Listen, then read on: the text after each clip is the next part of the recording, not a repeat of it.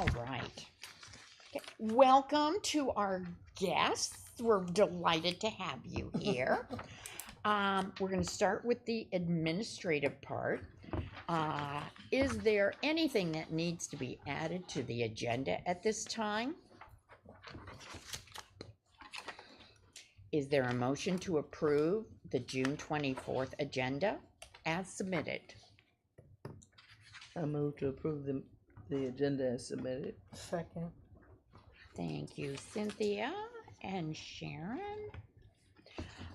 Is there a motion to approve the consent agenda consisting of the May 27th, 2026 meeting minutes, the pending deposited gifts report, and the statistical reports as submitted?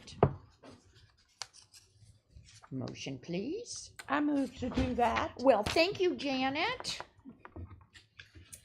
I will second. Emily, you're a star. Thank you. All right, let's get started. And Clay, you're just in time. Is it a good point to give a friend's report? Oh, sure. Good afternoon.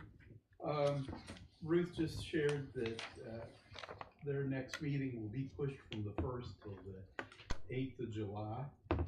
And other than that, they're vetting some new members since they had lost a couple folks. And that's basically all she has. Okay. And oh, she mentioned Susan introduced them to the Library Support Network. So thanks, Susan. All right. But that's it. Thank you. As we move to the foundation. Good morning.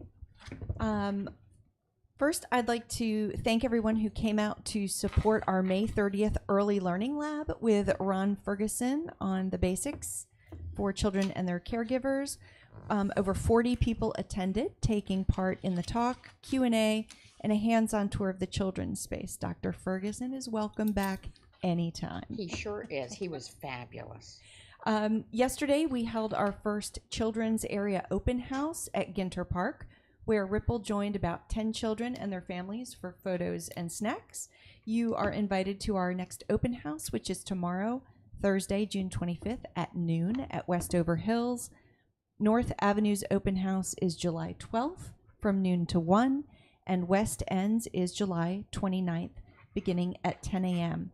I'll send invites as more dates are scheduled. We'd love for you to see the continuing benefits to Richmond families of your decisions to focus on children's literacy.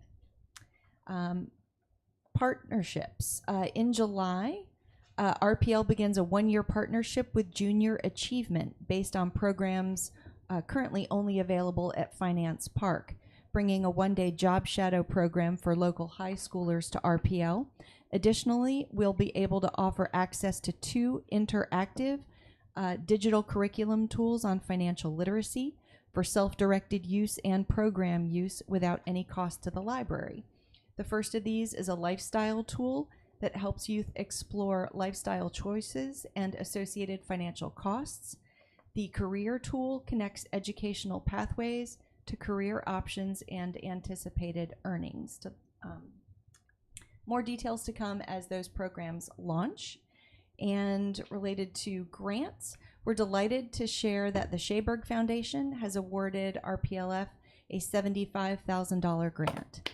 The funds will expand staff capacity through internships, including a new MLIS internship, support system-wide youth programming, and help renovate branch spaces into safe, welcoming environments for all ages. Separately, a small grant in support of Read with Ripple has been submitted to the REB Foundation. That decision will be announced in the fall, and we are gearing up for a Dominion Energy ask. And as we are getting close to the end of our fiscal year, if anyone on the Library Board of Trustees has not yet made a donation in support of Richmond Public Library through the foundation, I invite you to do so, and helpfully we'll send a link later today. Thank you. Nicely done. Congratulations. Library administration. I will introduce you to Lisa Crispin, our branch manager here at the West End Library. Lisa's helped open this new library with me back in 2019, I think. Is that when we opened up? It was actually 17. 2017, we went through a renovation, and so she's been here almost 10 years in the new building. So I'll let her tell you what's going on. Okay. I'll stand up so we can. Hi, welcome everyone to the West End branch. It's good to see you all again. And yes, it's hard to believe, but it will be 9 years in August since we reopened from renovation. We closed in June of 2016, and the building was completely gutted, and then added on about 1,100 square feet on the end, and then reopened in August of 2017. So it is kind of hard to believe, but if you look around, the library looks really good, I think. You know, we've got a little wear and tear here and there, but it has really been maintained well, and that's thanks to everyone involved, you know, the custodial staff down to the library staff and everyone coming and going. So we are fortunate to be in a big community of readers. Excuse me just one second.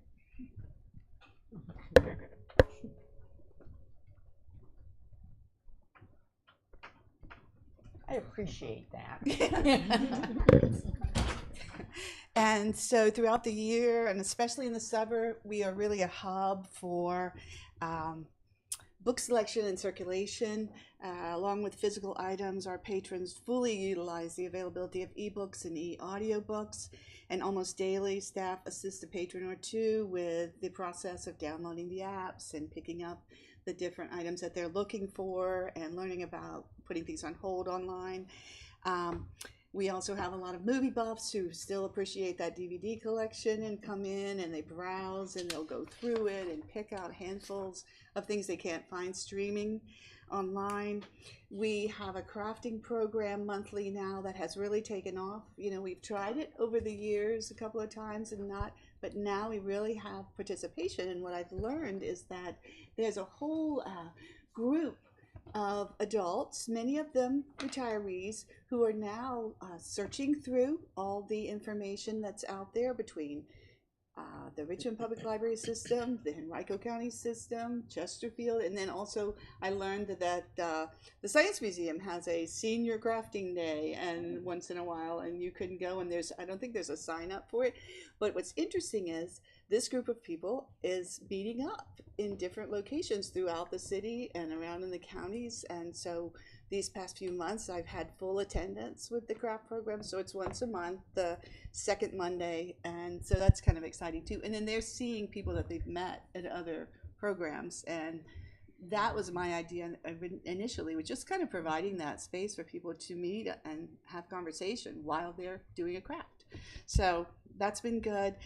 Summertime is also a big time for travelers and grandparents who are visiting, coming in, bringing their grandchildren on, nieces and nephews, and spending time in the children's area, reading together, and then checking out books to take along with them. And I thought I'd give you a quick snapshot of just a summer day here. Yesterday was a rainy day, so right at 9 a.m. we had our first study room user. She was a new tutor, and tutors are also a big proponent here for bringing in new families as well, even families who maybe live in the neighborhood but just have never stopped by. And so they bring children to work with a tutor, and then they stay and they view the library and they get a library card if they don't have one, and they check out books. Right after that, we had two toddler story times, one at 10, one at 11. They start coming in around 9:30, and especially on a rainy day, we even have more. So the children's area, we did kind of a turnover, and several times during the day yesterday, just to walk through, tidy up, get ready. The next group comes in, and then they come and they, on a rainy day especially, they'll stay a little longer, or we'll have folks who'll come and maybe don't even realize there is a story time, and then they see and they come and they participate. And so it can be 3 or 4 times during the day that we'll just have, you know, kind of reset the area.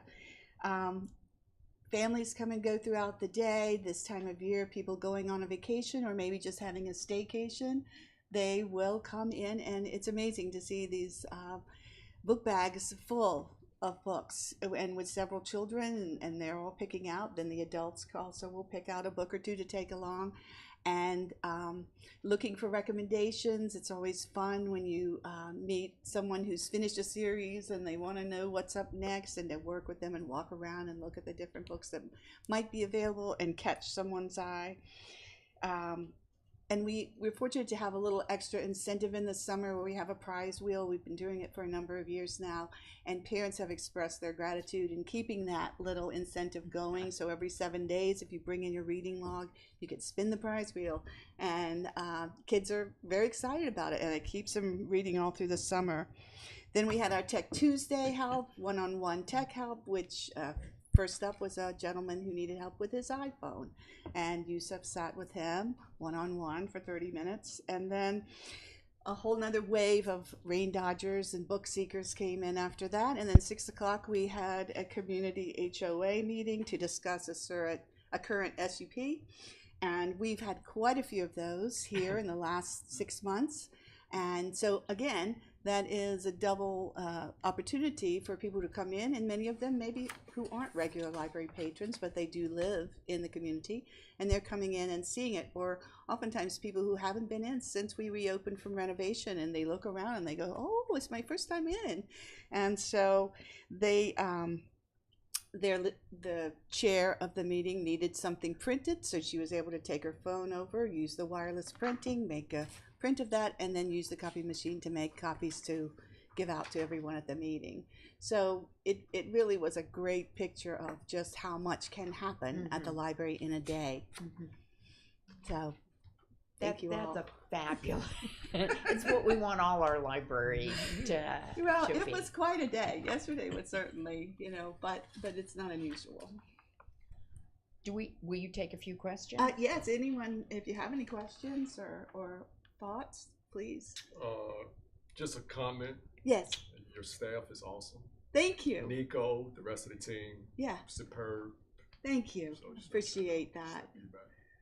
Yeah, we do get quite a number of compliments or thank yous, especially for our one-on-one tech help that happens that we have been doing for quite some time prior to the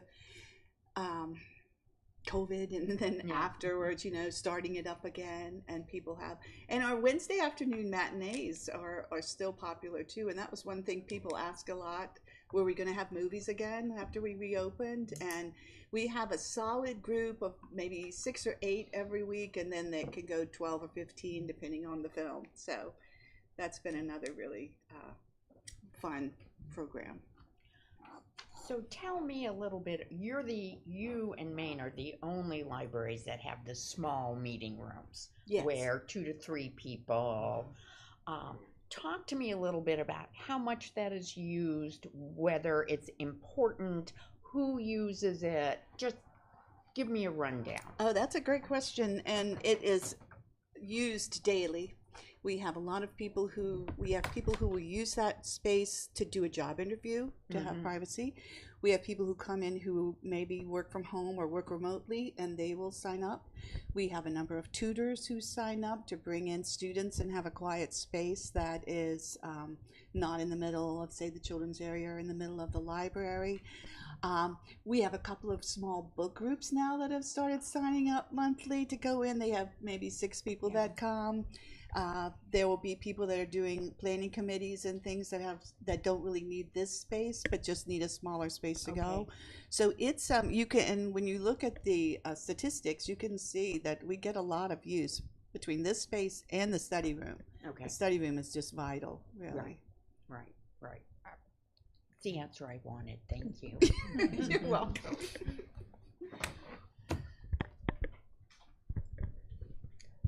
Nicely done. Thank you.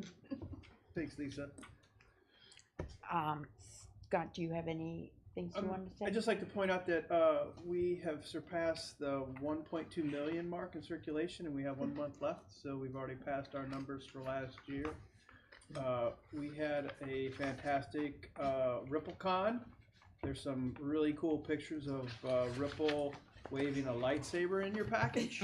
I think that's a classic. Also want to mention, we're getting a lot of good publicity around the Free Press donation to our collection of their archives. And we've had some very good meetings with the Boones, talking about how we can further grow that information, connect us to other partners in the city to tell our story. And just want to again mention Ron Ferguson's visit. The Basics is kind of one of those foundational curriculums that we're using in early childhood literacy. And he spent a lot of time talking about his new book, The Formula, which is fantastic. I encourage you all to take a look at that. It's really focuses on how caregivers have influence over their growth and literacy of their children. So we had a big month, and the summer reading program is doing very well. We're steadily having high attendance at programs and signing youth up to participate. So can't think of any other big news. Okay. Any other questions? If I could just add one thing to summer, our adult program really has taken off too, and across the system, people have needed more login. So if you're not aware, we do have a program for adults going on with some great grant prizes. Each branch will have a prize at 1st of August to give out to adult readers. Yeah, thanks for mentioning that. All right. Advocacy, Sharon, Antoine. I have no report. I'm deferring to her.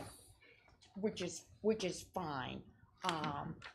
You guys tell me when you'll have. I don't Okay. care. I don't care when it is. Do it based on what your time, but let me know when to expect it. And if you need help, let me know. We're team here. Thank you. Okay.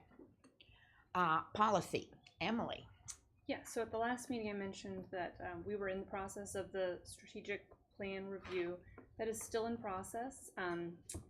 I will be MIA for a lot of July, so we won't have it to you all for July, but when we come back for September, we will get you something, I think, in July or August, maybe September, but well in advance of that September meeting so that you can look at the revisions that Scott and I will discuss in that time. So expect some kind of document, hopefully to vote on for September. Yeah, terrific. And that's good timing in my mind, too. All right. Chair report. I have a lot of things to tell you. Are you ready? I have a lot of things. And they're all aimed at the facility improvement and expansion strategy. So remember that had 3 prongs: to bring Maine up to code, to expand our 3 smallest, oldest, highly active libraries, and third, to get a new library south of the river. We have 5 libraries north of the river, 3 libraries south of the river. I think we're all of the value system. We need a new library, and we need it south of the river. So I'm going to tell you an update as to where we are, big picture. When we get to facilities, Janet's going to talk about the expansion element and whatever else she wants to talk about. So here's the setup. Scott and I met with Amy Popovich, who is DCAO of Human Services, which is where RPL fits in the city administration. And she wanted an update on our facilities. We did, and after the update, she said, I need to get this and you before the mayor and the CAO, because I want to have this as a strong candidate for the CIP. Now, the CIP is the separate pot of money for construction. She asked us to let all of the people we had been briefing beforehand know this was coming up so that we were all on the same page So between Scott and I, we had like 1,000,000,000,000 meetings. It's actually 7, but it seemed like 1,000,000,000,000, where we brought everyone, you know, we have the Dewberry report, we've done this, we've done that. Everyone is up to date. She also asked us to do a concise, practical one-pager on where we are. And that is in our pamphlet on what? Page 22. Thank you. It's a team here. We all need to help me.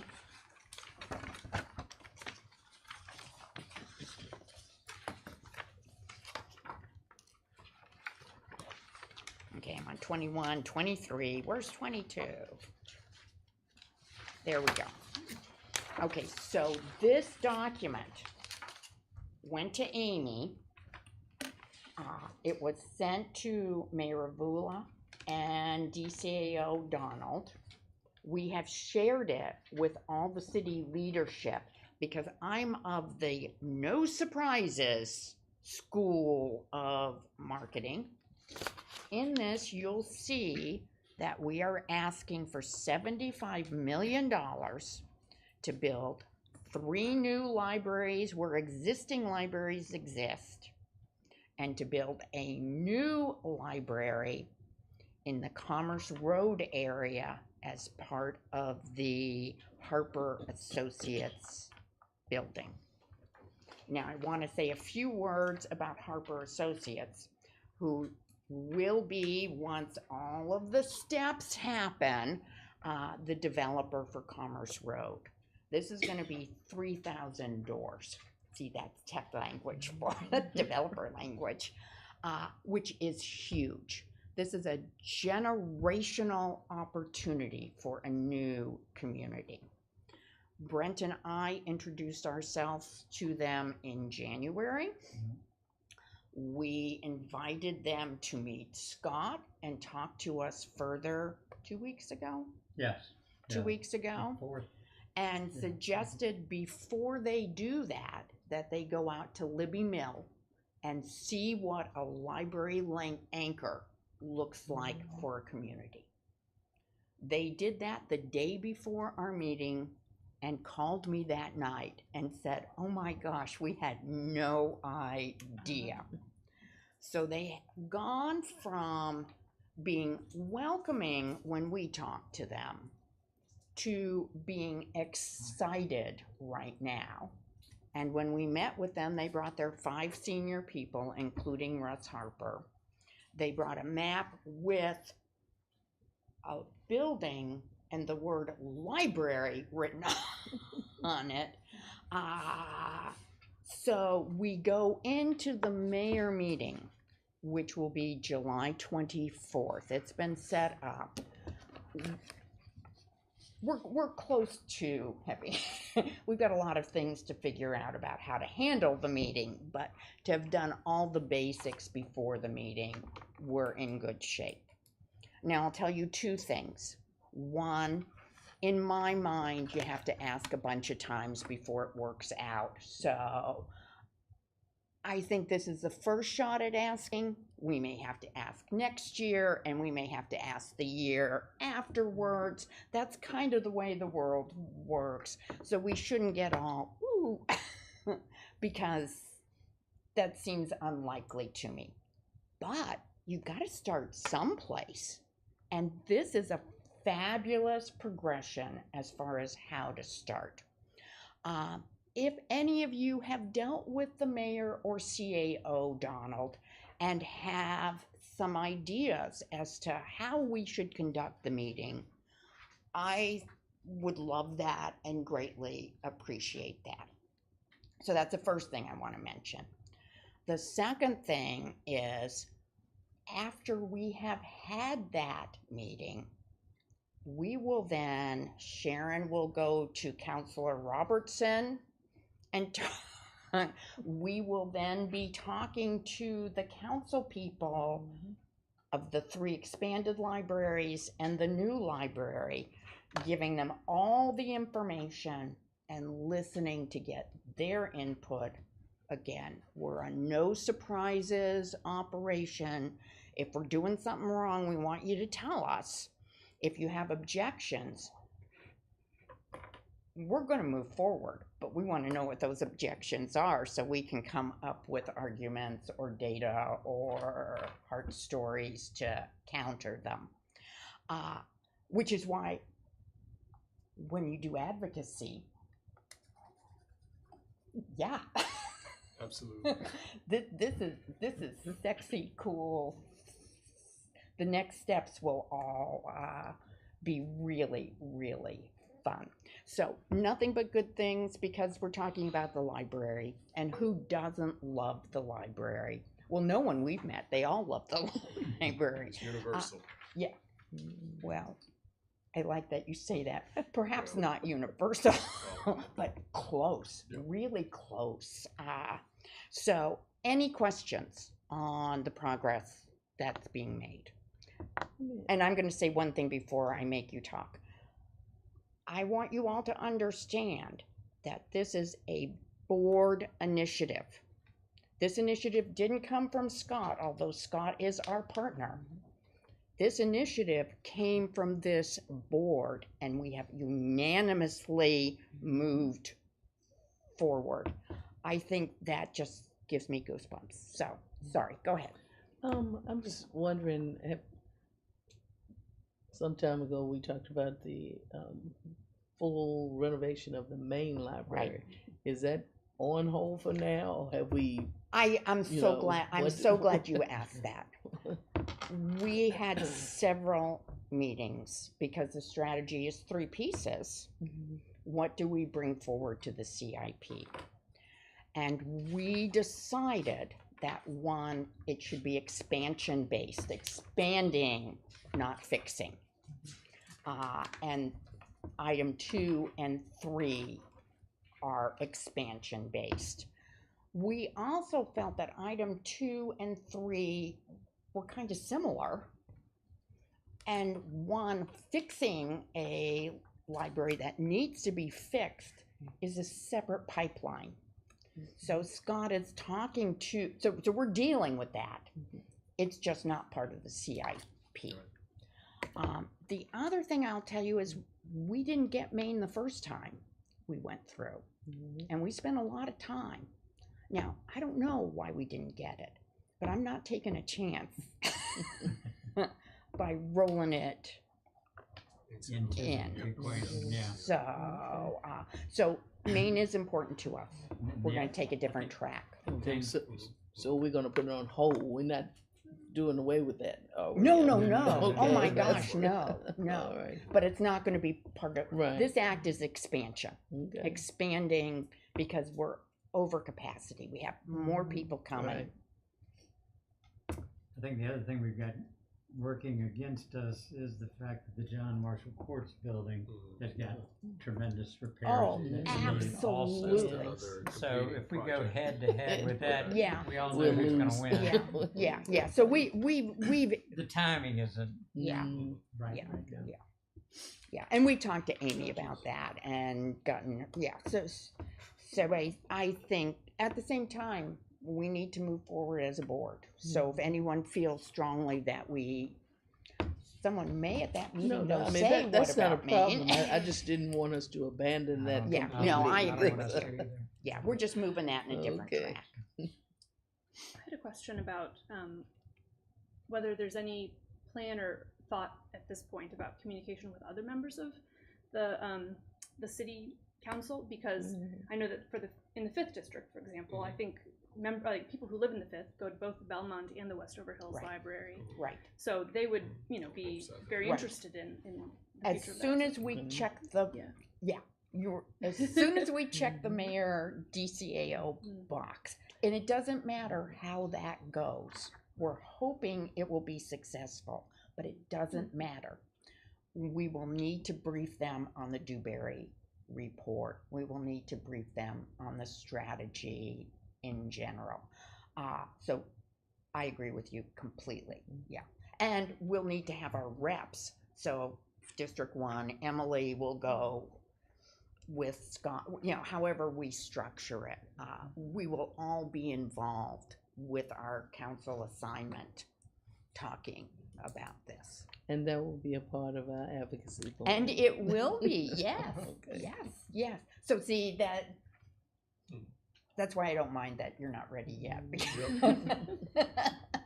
Because I wanted to feed in an initiative that we want to be ready for. Okay. Then, who's next?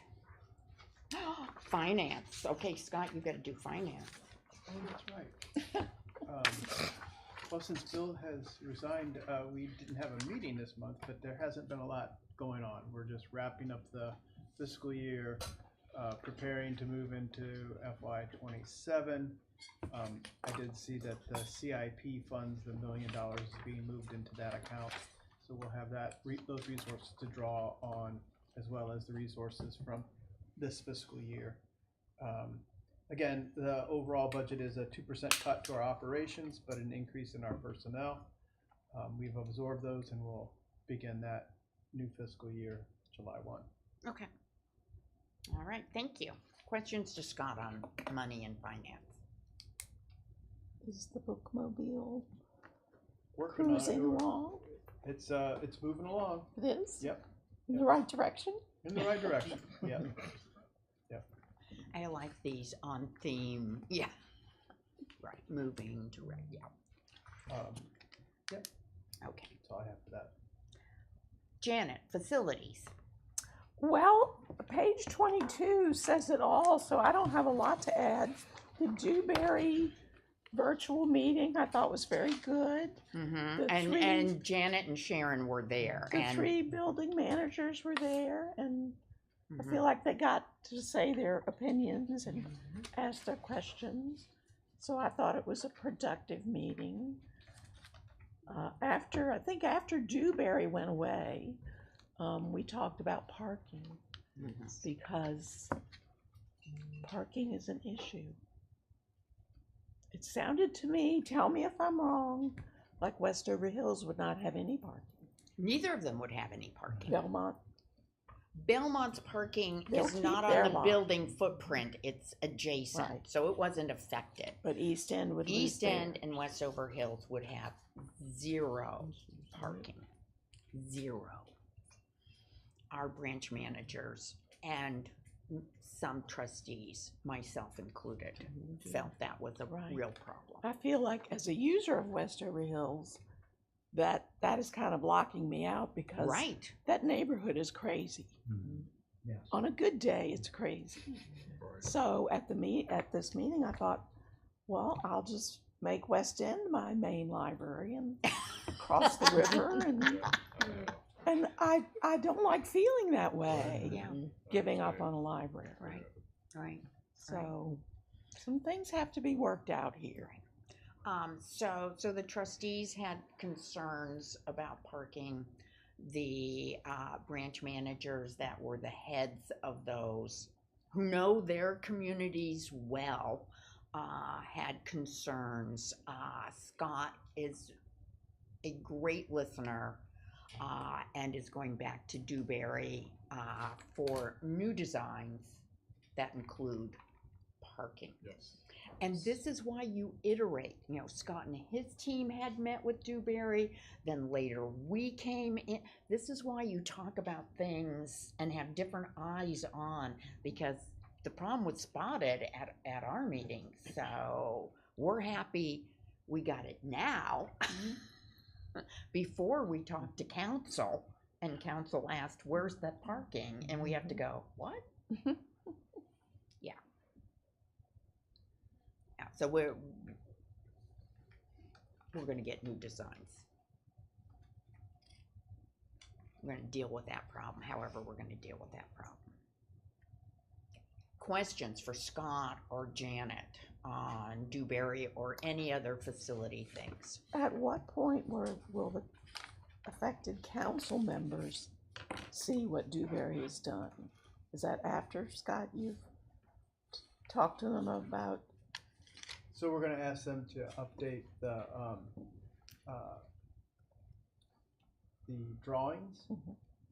to accommodate parking and show how that will impact the square footage of the building and present us with a concept that can be provided. So you'll be able to see it. This is what it looks like without parking. This is what it looks like with parking. So that'll be added to the package and address the issue because that is a concern. So that will cover the question that we all had, which I think was a great question. So I have a meeting this afternoon with them to set the scope of work to have them do that work and update the report. And so we'll have an improved report or an addendum to the report, probably within 30 to 60 days. I'm not sure how long it will take them. They don't have to do all of the work again, so they don't have to visit all the sites. They just need to take the information they have, adapt the building to add parking of some kind. The And number of parking spaces, there's always the question. The formula is difficult to kind of nail down because the definitions of how we provide parking in a public building are changing all the time. So, But we'll ask Daniela and Adam for the smallest amount of parking that they could use and an average amount of parking. We'll also figure out the ADA formula because so many parking spaces and then one has to be handicapped, which just takes that off. So we'll get all of that sorted out. But our council people would see the two options. Yeah. yes. Maybe we'll figure that out. I would personally. Summer to me is a great time to talk to council if they're in town. Once fall starts, things are so busy. So if we can talk to them, depending on Dewberry, and just say, we've got some preliminary, the good news is we can do it with the footprint. We've got a problem with parking and we're going to go back and get that sorted. I'd be fine doing that. Scott will be the final decider on that, but I would be fine just saying, here's where we are now. We've got a few things to figure out. Okay.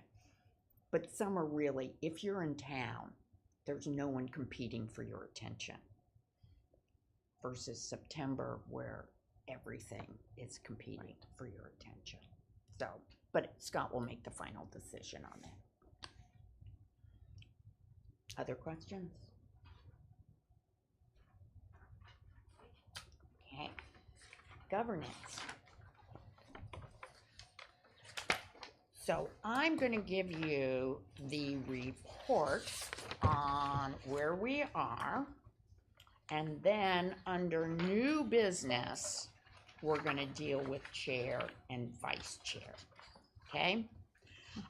We have 2 vacant positions. Cynthia, Janet, Scott, many of you did outreach. We have one of our candidates, Mr. Brooks, right here, beat the bushes for great qualified candidates. Now, one of the things I was concerned with is that we do not have representation from 4 of our districts, 3, 6, 7, and 9. I am enormously happy to tell you we got 7 applications for those 2 positions, and they are to finish terms. So they go till June 2028. So they're not a full 4-year, they're to finish the 2 terms. Of the 7 applications, 5 are in districts that we don't have represented. So just from an odds point of view, that's good. One of those candidates is with us today, which we love. The next steps. All of the applications are going to be reviewed by the Education and Human Services Standing Committee on July 9th at 2 o'clock. And that happens in council chambers. And I do not believe we influence that at all. We just have this and we trust the people making the decision to move forward. They will put forward a shorter list than 7, and it will go to City Council on July 27th. All of this information comes from Jonna, which I really appreciate, and they will make the final decision and appoint our 2 new trustees. That means, fingers crossed, by September, we'll be a full board again. And since we don't have a meeting in August, I just think that's about as fast as you can do anything. If anyone wants to see the applications, let Jonna know, and she will share them with you. I've looked at them. I am delighted with the caliber of people that we have applying. So, and not all of them, but many of them love the library the way Antoine did. Good stuff. So which was our first criteria. You had to love us to work us through. So that's where we are, and I think we're in pretty good shape. Any questions? Nope. Okay. Unfinished business. I'm so sorry I'm talking so much. We were going to have a 3-board meeting on June 22nd. Our speaker, Library of Virginia Reagan Thacker, went into the emergency room the Monday beforehand. She had emergency surgery on Wednesday, and just last Friday she was released from the hospital. So we postponed the meeting, as you would expect. I'm going to give her 2 weeks, and then I will check and see how her recuperation. We did send her a get well card. We'll see how the recuperation is going. If she's ready to plan, I'll ask her to give 3 dates when she could do it. I will let trustees know. I will let Jonna know. I will let the foundation and the friends know, and we'll pick one of those dates and we'll try it again. Presentation is done. We don't have to do anything except for schedule. All right. Questions about the 3-board retreat? Comments? Thoughts? Okay. New business. Jonna, cheat sheet. Okay, we are going to vote on chair and vice chair. It's not too late to throw your name into the hat if you want to. In September, October, once we have the full complement of our board, we will then ask if you want to change your leadership of a committee, of a task force, but we won't do that until we're all back in again. So ready for some voting? Okay. Is there a motion to re-elect Christine Peterson as chair to the Library Board of Trustees for a period of 1 year to start on July 1, 2026 and to end on June 30th, 2027, at which time her term ends on the board? So do I have a motion? So moved. Thank you. All in favor? Aye. Anyone opposed? Okay. Number 2. Is there a motion to elect Brent Graves as vice chair to the Library Board of Trustees for a period of 2 years to start on July 1, 2026 and end on June 30th, 2028? Do I have a motion? So moved. Second. Before we vote, I want to thank Sharon. She's been vice chair for many, many years. Yes. And has Oh, that was funny. All in favor, say aye. Aye. Anyone opposed? All right.